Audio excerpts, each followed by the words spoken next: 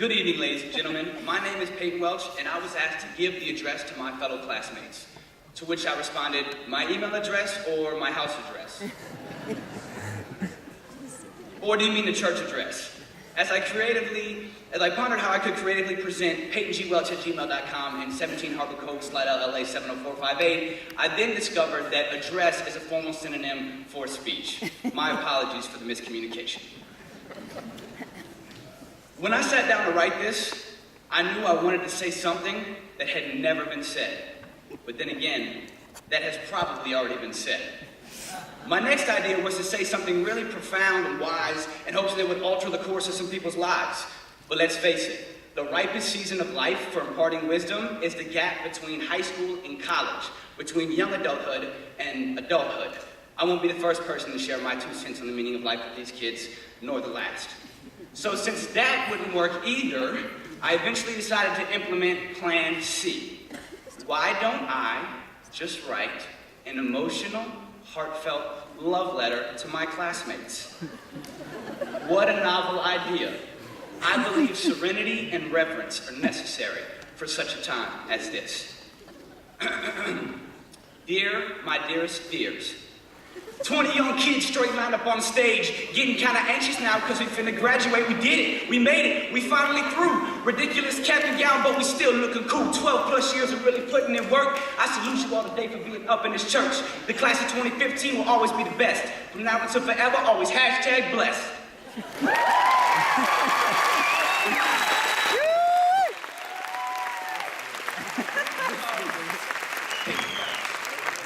Yes. If such rash presentation and grouping together of light syllables in a strategic pattern for the purposes of this letter has caught you by surprise, splendid. It was my intention. Students, congratulations. Chances are you're on your way into the fire, but hey, at least you made it out of the frying pan. The moral of the story is, or in this case, the love letter, you stuck with it. You stayed the course. You kept doing school even when it was more inconvenient than Chick-fil-A being closed on Sundays. You may have heard it said that life is like a box of chocolates. You never know what you're going to get.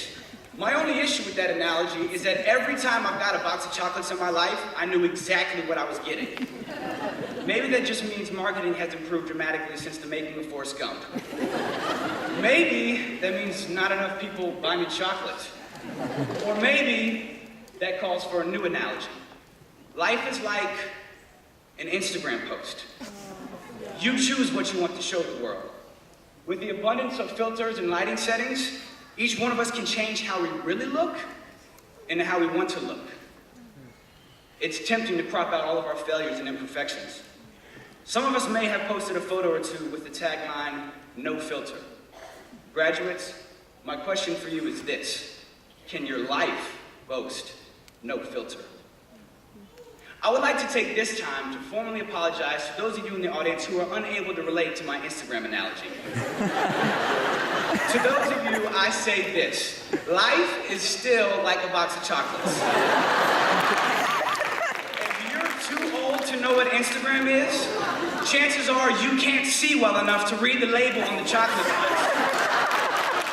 Therefore, it will be a surprise anyway.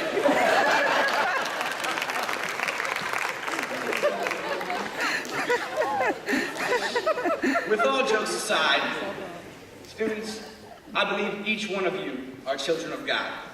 Romans 8:16 says, "The Spirit himself testifies with our spirit that we are God's children." I pray that we rejoice and dwell on our spiritual adoption until it penetrates us to the deepest parts of our heart.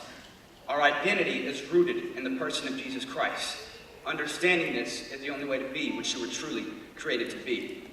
You see, our differences in personalities are like the colors in an abstract painting. Once our distinctions are brought together by the one true artist, we will begin to see beauty in the mess. Be yourself. Everyone else is already taken. God doesn't see filters. If only you could see yourself through his eyes, you'd never use one again. If you don't hear anything else I say, hear this. We live in a broken world. There are millions upon millions of people suffering while we sit here and enjoy ourselves in our nice American bubble. Now, I advocate getting a job, getting a degree, getting married, and raising a family. But please, don't live the American dream. Don't strive for a comfortable lifestyle. Take risks. Take risks for what you believe.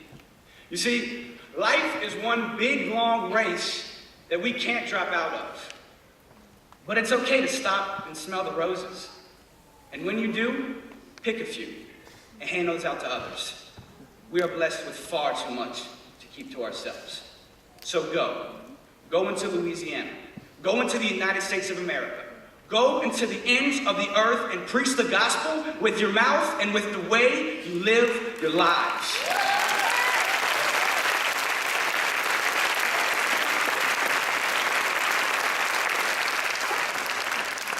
I challenge you to think about what will truly matter 1 billion or even 1 trillion years from now. Eternity is on the horizon. Open your eyes. Temporary must be viewed through the lens of everlasting.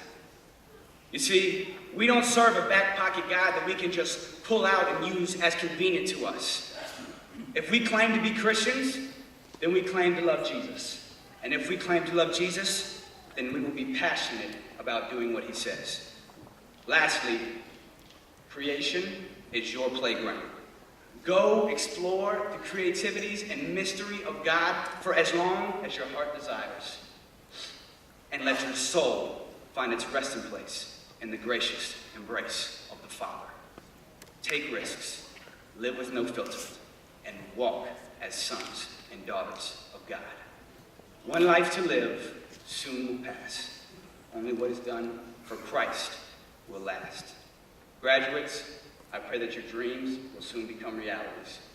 And when they do, buy me a box of chocolates. I just might post it on Instagram. Thank you for lending a listening ear, and God bless.